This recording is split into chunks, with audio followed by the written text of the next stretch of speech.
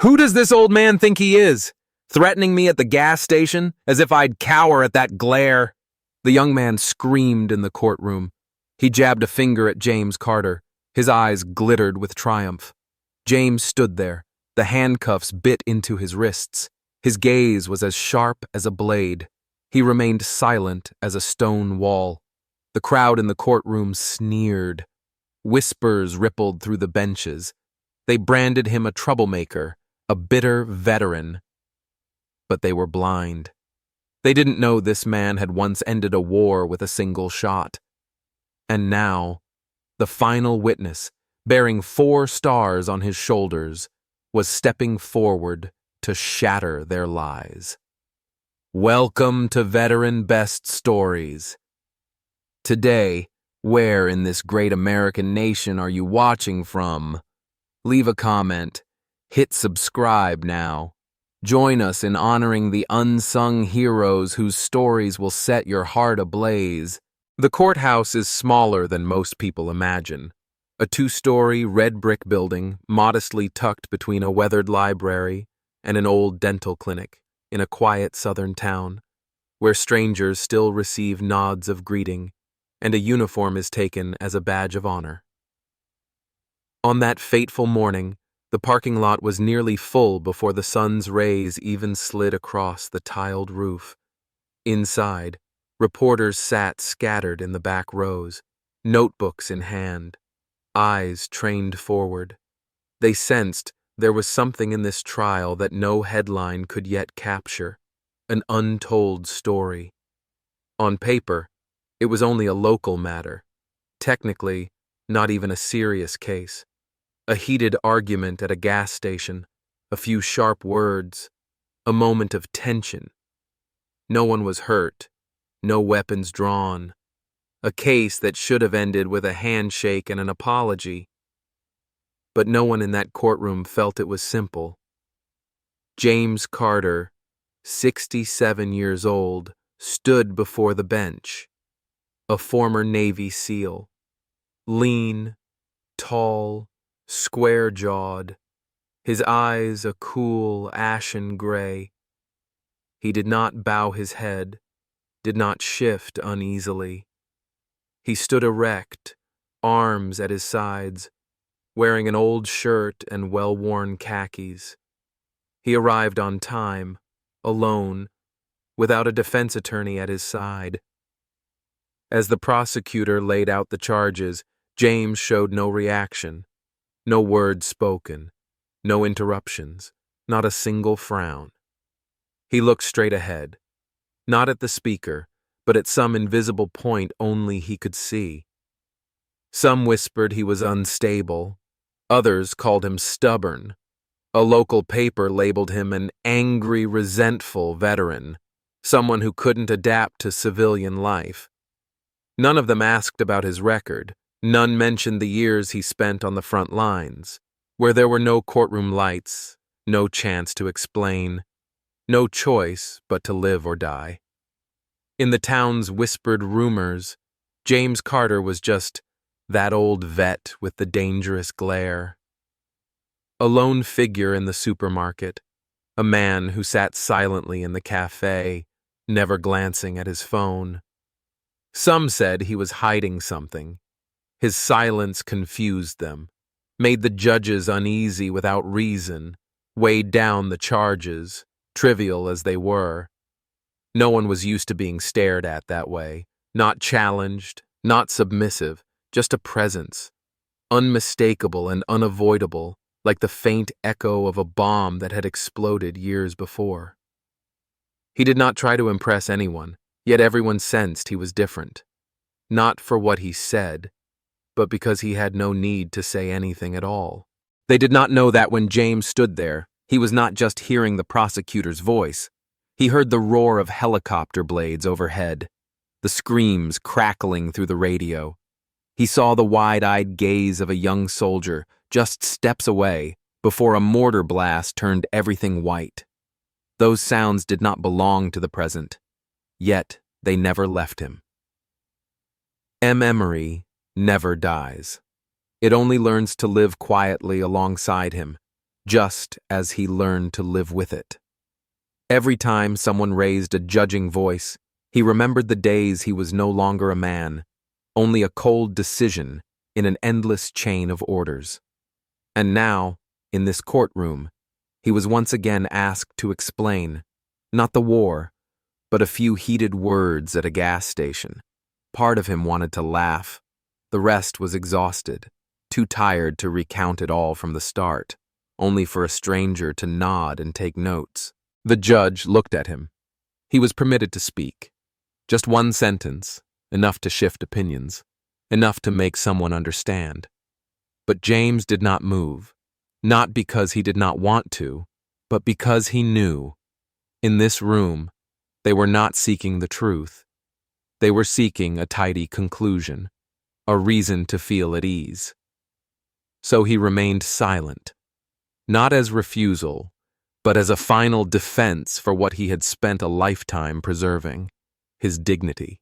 James lived quietly on the outskirts of town, an old wooden house hidden beneath the limbs of ancient oaks, where sunlight rarely crossed the threshold. No internet, no cable TV, only a vintage radio perched on a kitchen shelf, beside a few books whose covers had faded with time. Everything in the house seemed frozen, as if time itself no longer flowed there. Each object held a fragment of memory, and James let them sleep undisturbed, just as he lived, silently, apart. Neighbors seldom saw him, and if they did, it was only at dawn when he walked the narrow dirt road behind town, his steps measured, unwavering. His worn leather shoes left prints in the soft earth. He didn't greet anyone. He didn't pause. His gaze was distant, as if following something beyond ordinary sight. They called him the strange old man, a veteran living on society's fringe, his soul fractured by war. They said he was a past that refused to dissolve, a memory the town longed to forget but could not. Yet James paid no mind to such whispers. He was accustomed to solitude, the hush of his life like a steady heartbeat, to those long nights when the explosions in his head echoed so clearly they pulled him back to battlefields of smoke and fire, where blood seeped into the sand and there was no right or wrong, only the living and the left behind. Now he sat in the courtroom. The handcuffs bit into his aging wrists. The overhead fluorescents cast a cold, indifferent glow. Before him sat the appointed public defender, a young woman, her voice soft, her hair tied neatly at the nape of her neck. She looked exhausted, as though she carried a week's worth of sleepless nights. She opened the file, turned each page, but her eyes did not truly read. Occasionally, she glanced at James, as if hoping he would speak, just once. She had tried to talk to him before, tried to ask about the incident, his circumstances, anything that might help her fulfill her role. But James only nodded, his gaze never settling on her face, as if she did not exist, as if he heard a call from elsewhere, some place she could not reach. No family, no loved ones, no witnesses, no explanation, only an old man with empty eyes and a wall of silence no one could breach. The young lawyer sensed something, an invisible weight in the air each time he was present. Not fear exactly, but unease, as if he carried a secret that must not be revealed. Something too heavy, too deep, too real. Something no report or argument could ever describe. James did not look around, nor did he look down. He sat upright, like a soldier before his command. Yet within him lay another world, a realm of memories known to no one. He no longer heard the courtroom's noisy vents. He paid no mind to the jury's probing stares. In his mind, The judge's bench dissolved. The spectator seats faded. The ceiling collapsed and was replaced by a sun-scorched sky of some distant land, where hot winds carried the scents of blood, smoke, and nameless loss. There, he saw himself younger, his eyes no longer gray but blazing with instinct, soldiers running on command, a vehicle engulfed in flames, a comrade screaming his name before vanishing into the red dust. Every choice he'd made was not about morality, but survival, life or death in an instant. No time for explanation, no room for regret. James forgot nothing. He remembered everything, every face, every word, every scream swallowed by bullets. And because of that, he had nothing left to say. It was unnecessary. No one wanted to hear those truths. Unpleasant, unclean, unforgivable. Across the room, the judge peered at him over thick glasses. Who was this man? A veteran unhinged? A lonely old man with a fragile mind? Or simply a ghost of the war America wished to forget as soon as possible? The answer did not lie in the court record. It lay in James's silence, a silence that made the entire room feel small. None of them had ever stood in a combat zone. None had ever made the decision that could end another's life with a single nod. James remained motionless. Outside, clouds rolled in, dimming the light. A gentle breeze drifted through the window, brushing his hair like an old memory returned.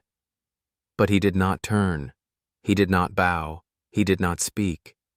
And in that moment, the young lawyer realized he needed no one's forgiveness. He needed no one's understanding. He only needed to be left in peace, in a world where his silence remained the one thing intact. The trial moved faster than anyone expected. No heated debates, no dramatic crescendos like on television. Everything was handled as a formality, an obligation to be completed, as if everyone wished it would end as soon as possible. Witnesses were called one by one. A gas station attendant took the stand. His eyes avoided James's gaze. He recounted what he called an aggressive attitude.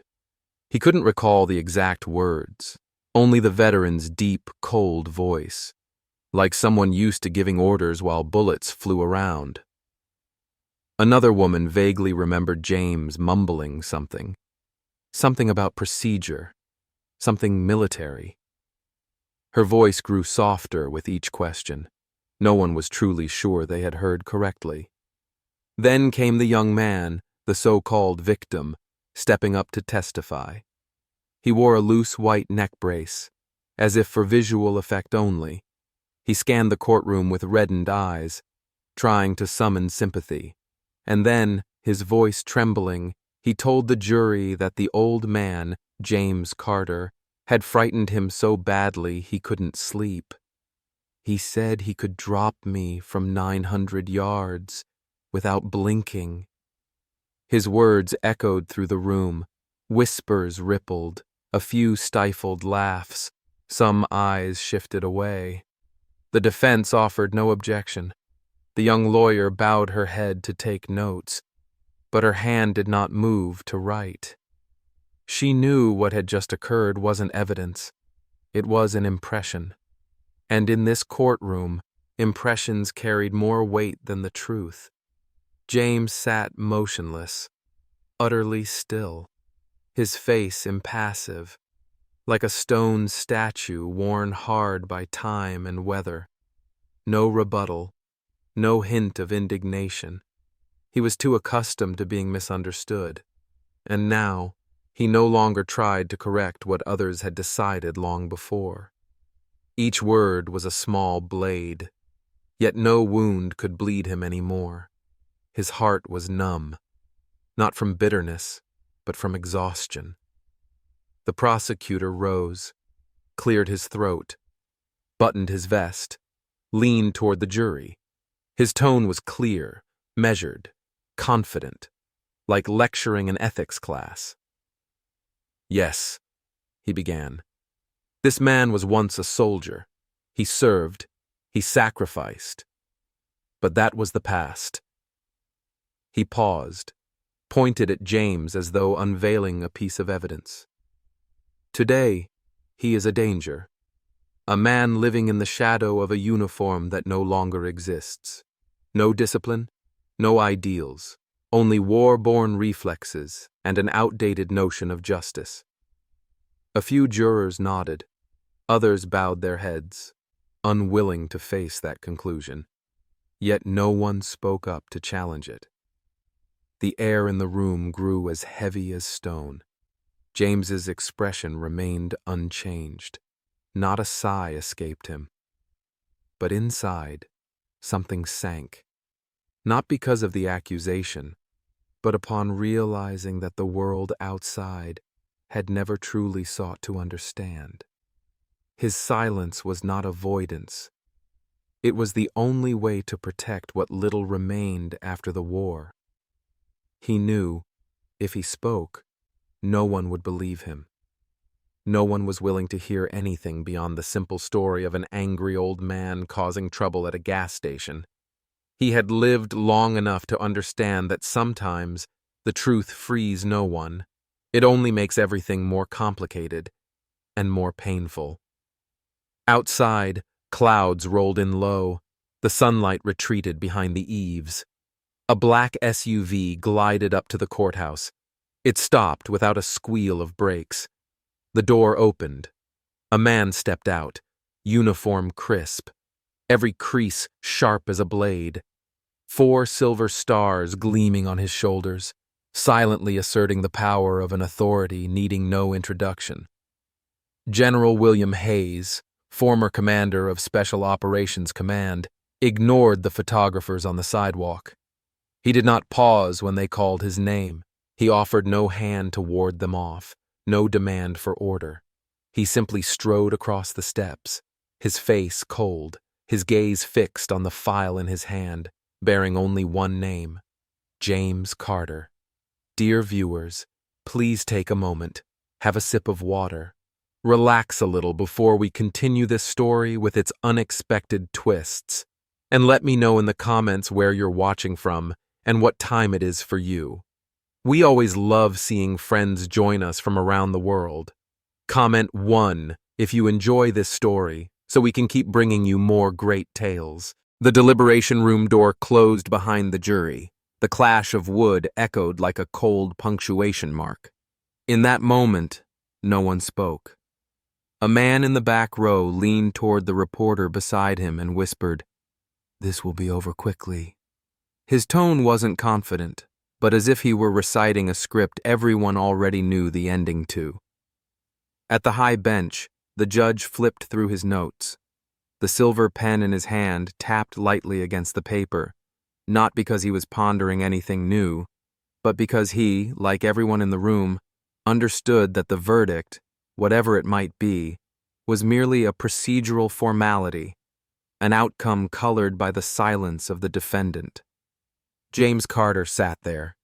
His hands rested calmly on the table. The handcuffs were gone, but the short chain still dangled from the corner of his chair.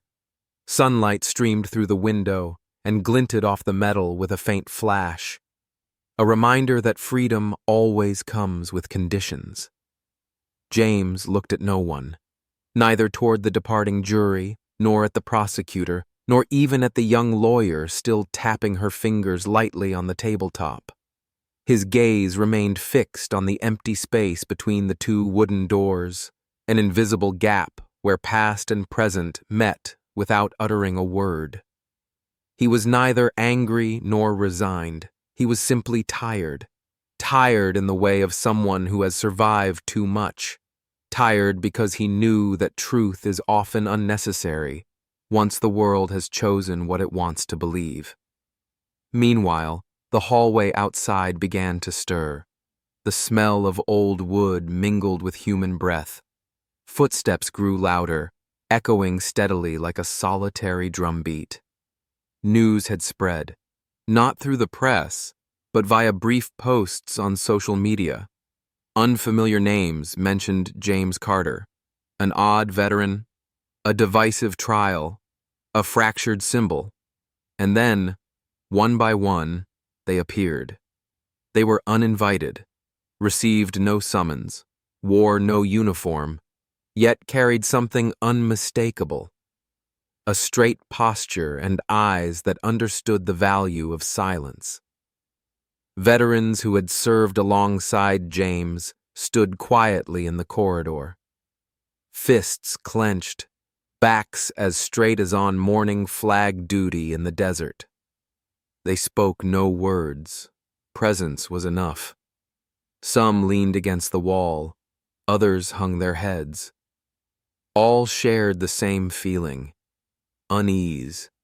None bore evidence, yet all knew something was wrong.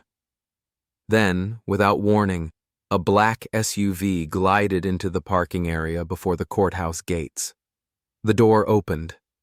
A man stepped out, uniform crisp, every crease firm as if ironed by discipline. 4 silver stars shone on his shoulders. No introductions were necessary. No cameras rolled. No fanfare marked his arrival. General William Hayes, former commander of Special Operations Command, ignored the cluster of reporters near the gate. He did not wave them off. He did not demand clearance. He simply looked toward the entrance as if nothing else existed. A young security officer began to approach, then halted. No one spoke, but it was clear. Papers were unnecessary, permission irrelevant. In a measured, low but decisive voice, the general asked, "Where is courtroom 3?" And as if programmed, the hallway fell silent in a single breath. People stepped aside. A door swung open. Inside, no one realized he had arrived. The jury still deliberated behind the closed doors. The judge tapped his pen absently. The prosecutor stared down at his phone, a satisfied curl at his lips.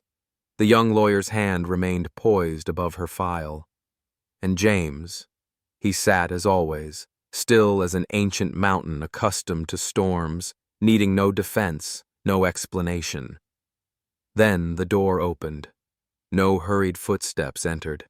A single dignified figure crossed the threshold, step by step, as if there were no rush, because his presence spoke volumes that words had yet to voice.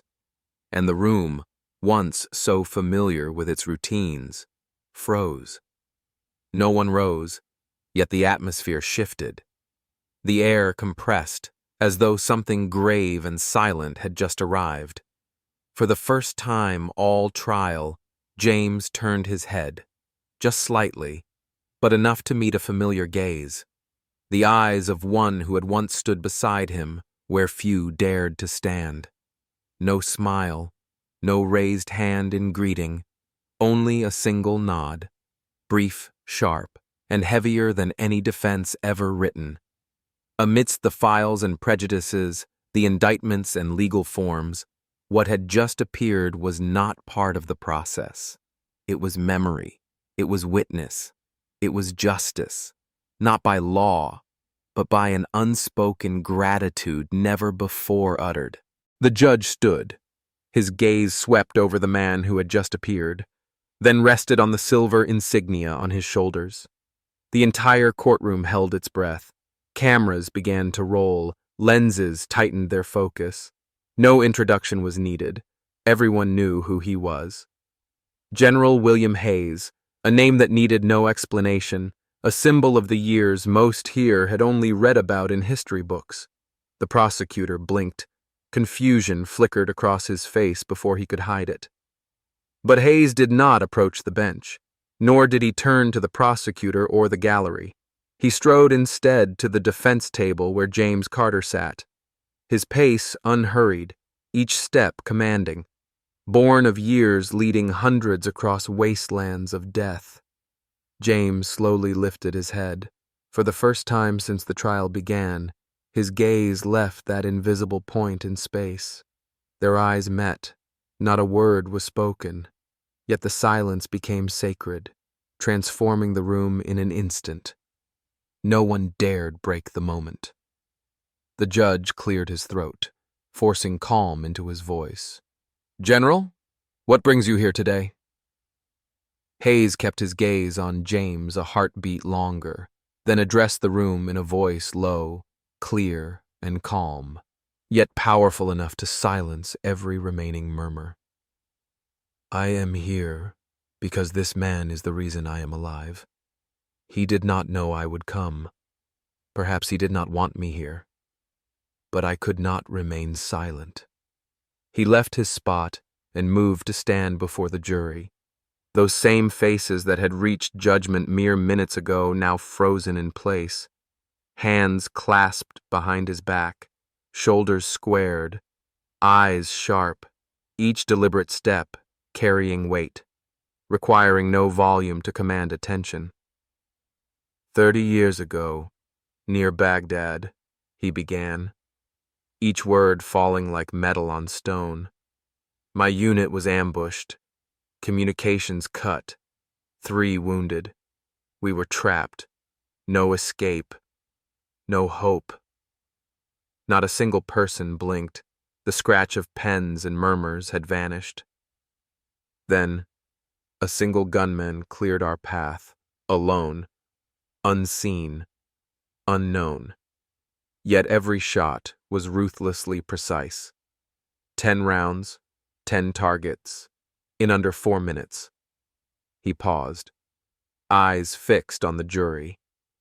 The final shot, from 942 yards, through a window. It dropped their commander. Hayes turned back to James, not with pride in sharing accolades, but with the solemnity of one breaking a veil James had worn to guard his life. Silence. That soldier was James Carter. He has never spoken of it, never accepted a medal, but without him, I, and 8 others, would not be here. In the courtroom, the prosecutor's posture slumped, the file in his hand creased beneath his trembling fingers. The young defense attorney made no further notes. She sat riveted, eyes on James, seeing the man beneath his gray, silent facade for the first time. James remained motionless. He needed no words. His gaze, no longer cold, was serene, like a lake after the storm. No one saw him as a threat. No one viewed him as a ghost of a past that refused to fade. Now they saw a man, imperfect, unassuming, not seeking understanding, but simply deserving of the truth. The judge inclined his head, slowly, deeply. No one asked Hayes to leave the podium. No one spoke another word. What needed to be heard, finally, had been spoken. And the courtroom shifted, no longer a place of mere judgment, but of witness to a living testimony. A man who had held lives in his hands for those 4 minutes, thought lost forever. James glanced toward the window. The slanted afternoon light fell across his folded hands. He did not smile. He did not weep. He only inhaled, softly, as though releasing a burden carried from Baghdad, through countless sleepless nights, all the way to this very moment. The courtroom, once merely a stage for cold files and swift verdicts, suddenly felt too small to hold the words that had never been spoken. When General Hayes turned to leave, he needed no further explanation. Truth, once uttered, requires no repetition. And in the hushed moment that followed, no one remained comfortably seated within their own prejudices. James did not win, at least not by the standards of the legal system. But one thing had undeniably changed. His presence, once perceived as a threat, now stood as testament to nameless loyalty and quiet courage. Some live their whole lives protecting others, never seeking recognition. And James Carter was one of them. Not everyone is honored in their lifetime. Not everyone has someone to speak for them at the right moment. But when it happens, Even one story can shake the foundations of what seemed decided. Perhaps there will be more to come. James may speak at last, or he may remain silent, as he has throughout the post-war years. But whatever follows, what has just occurred is not an ending. It is the doorway into another chapter of the story, one he may never have imagined anyone would care to hear. Because justice does not always arrive as a verdict. Sometimes it comes in the form of someone standing up, at the right time, speaking on behalf of one too familiar with bearing the burden alone. And before we bid you farewell today, here's our question to you. Have you ever known someone who never sought recognition, but deserved it more than anyone? Share in the comments who they are, what they mean to you, and how you remember them. Perhaps a family member, a comrade, or a silent neighbor. Because stories like these deserve to live on, through memory, through telling, and through the understanding of those who listen. And if you believe that such quiet stories deserve to be heard, please hit subscribe and join us on this journey. Every share, every like, every comment is a way of saying, I see them, I remember them. This is only the beginning of a deeper journey, where we'll delve into the things James left unsaid, the bonds yet to be unraveled, and the wounds still smoldering within a generation that sacrificed in silence. Thank you for staying until the end. We'll see you in the next chapter.